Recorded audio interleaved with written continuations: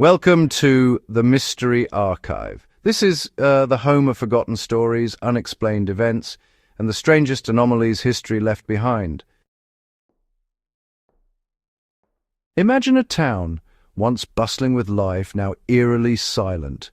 Not a whisper, not a soul. What if I told you thousands of American towns just disappeared? This isn't about ghosts. It's about the unsettling reality of communities swallowed by silence. We're unearthing the forgotten reasons behind their abandonment, revealing the chilling truth of what truly empties a town. The haunting emptiness, more than just ghost stories. Picher, Oklahoma, once housed over 14,000 residents. Children played in yards, businesses lined Main Street, schools held classes every weekday. Today the town stands completely empty, every home abandoned, every business shuttered. Not a single person remains in what was once a thriving American community. The street signs still stand, the buildings remain intact. Yet the town is dead, killed not by disaster or war, but by forces far more insidious and, honestly, far more common than most Americans realize. Across the United States, over 3,000 towns have experienced similar fates since 1950. These aren't gradual declines or peaceful retirements. These are abrupt abandonments, forced evacuations, or slow strangulations that left entire communities as hollow shells. The phenomenon transcends geography, affecting mining towns in Montana, farming communities in Kansas, textile mill towns in North Carolina, and fishing villages in Alaska. What connects these disparate locations isn't supernatural, it's the convergence of environmental, economic, and policy decisions that together create conditions where human habitation becomes impossible or unbearable. Understanding these forces matters because they're still operating today, quietly marking tomorrow's ghost towns, even as we speak. The unseen environmental fist, nature's silent eviction, can, strike without warning or mercy, reshaping entire communities before anyone realizes what's happening. Centralia, Pennsylvania burned its way into American consciousness, but the mechanisms of its abandonment reveal environmental forces that have emptied dozens of communities with less dramatic but equally effective results. In 1962, a coal seam beneath Centralia ignited during routine trash burning in an abandoned mine pit.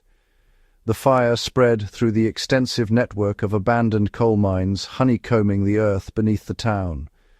Carbon monoxide seeped into basements. Ground temperatures reached dangerous levels. Sinkholes opened without warning, swallowing yards and threatening homes. The federal government ordered evacuation in 1984, and by 2020, only 5 residents remained among hundreds of abandoned structures. The fire still burns today, expected to continue for another 250 years.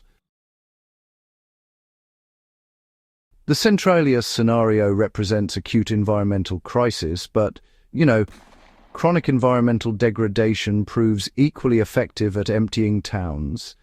The Ogallala aquifer, stretching beneath 8 Great Plains states, has supported agricultural communities for over a century. Towns like Dumas, Texas, and Liberal, Kansas built their entire economies around water-intensive farming enabled by this massive underground reservoir. However, extraction rates have exceeded natural recharge for decades.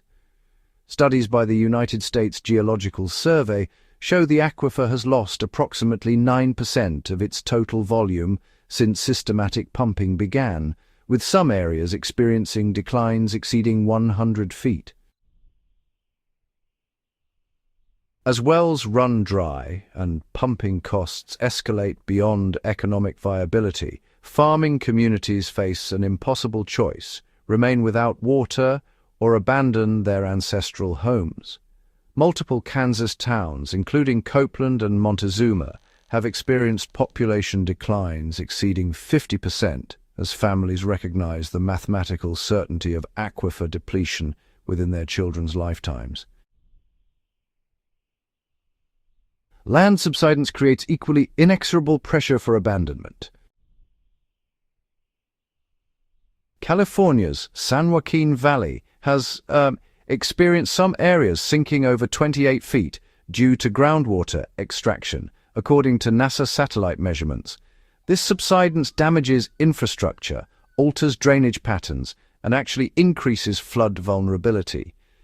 The town of Corcoran, California sits in an area that has subsided dramatically, placing it increasingly below the surrounding elevation and, creating flood risk that insurance companies and federal disaster programs struggle to address.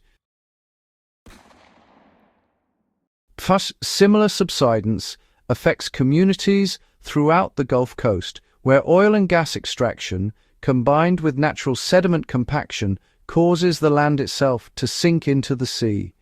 Communities like Isle de Jean Charles, Louisiana, have lost 98% of their land area since 1955, forcing the first federally recognized climate refugees in American history to relocate inland. Climate patterns impose slower but honestly, equally terminal pressures. Dust Bowl conditions during the 1930s rendered vast swaths of Oklahoma, Kansas, and Texas agriculturally worthless. Towns like Forgan, Oklahoma, and Keys, Oklahoma lost over 70% of their populations as topsoil literally blew away and farming became impossible. While the Dust Bowl eventually ended through the return of rainfall and, agricultural reforms, contemporary climate shifts suggest similar abandonments could be ahead. Rising temperatures increase evapotranspiration rates, which reduces soil moisture even when precipitation stays about the same. The American Southwest faces projected temperature increases of, 4 to 8 degrees Fahrenheit by the year 2100, with corresponding agricultural productivity declines that will render many current farming communities economically non-viable. The crushing weight of economic collapse when money disappears.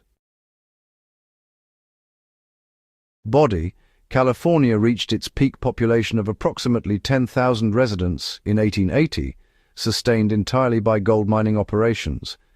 The town boasted 65 saloons, numerous hotels, a thriving red light district, and really, all the infrastructure of a typical boomtown. But when gold ore quality declined and extraction costs exceeded profit margins, the mines closed. Within 2 decades, Body's population dropped below 100.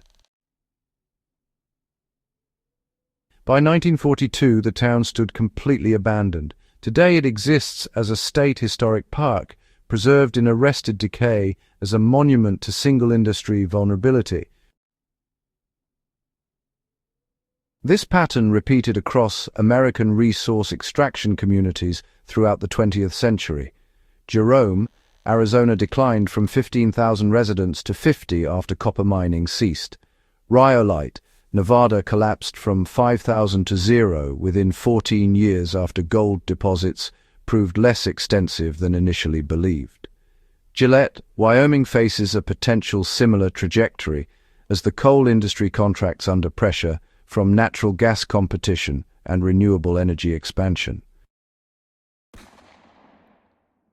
Manufacturing towns experienced comparable trajectories without the drama of resource depletion. Textile mill towns across the Carolinas built themselves around single massive employers.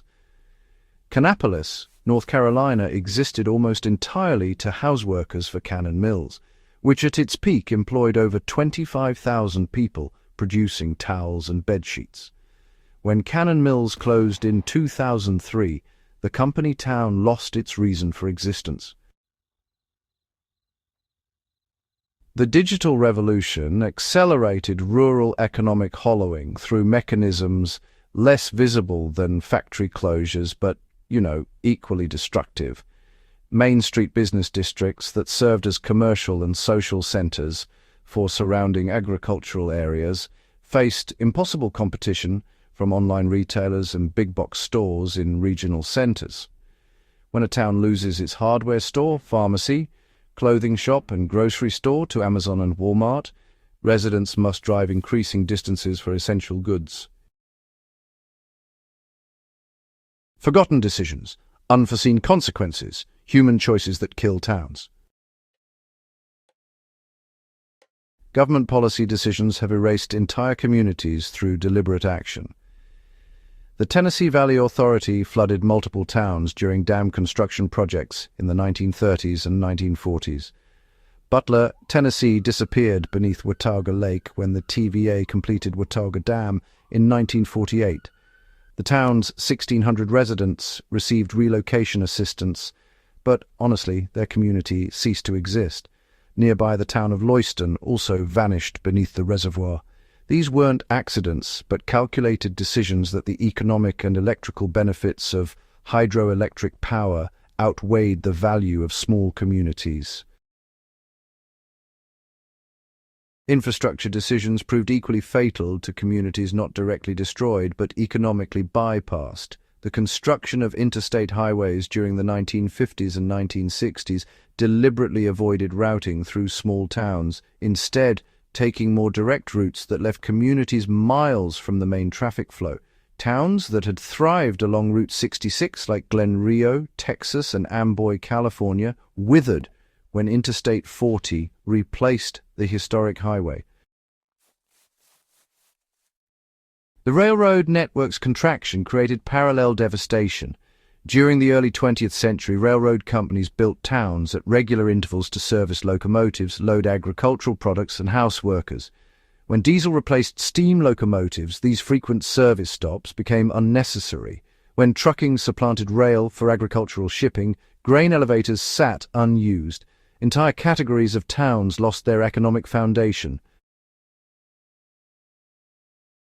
Demographic shifts compound economic and infrastructure abandonment. The Great Plains states have experienced consistent rural depopulation since 1930. Young people leave for educational and employment opportunities in urban areas and don't return. Birth rates in remaining populations fall below replacement level. The average age increases as communities become retirement destinations for elderly residents with deep roots but no economic prospects. Schools close due to insufficient enrollment. Medical services disappear as patient populations shrink below viability thresholds. The social fabric tears as churches and civic organizations lack sufficient members to function. The silent towns scattered across America's landscape serve as tangible warnings about vulnerabilities embedded in how we structure communities. Every abandoned town began with optimism, investment, and belief in permanence.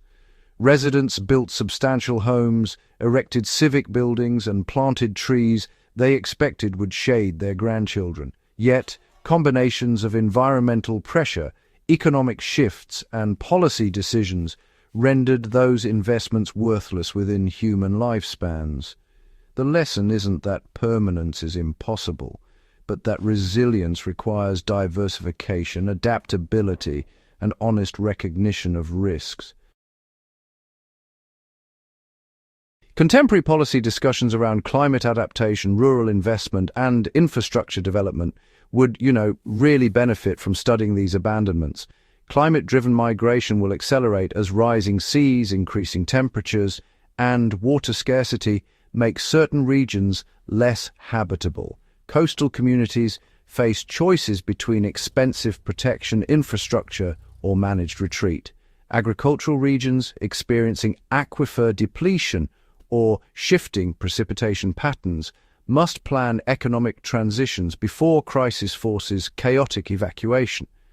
The federal government faces questions about whether to subsidize continued habitation in increasingly marginal environments or assist planned relocations before environmental forces create humanitarian emergencies.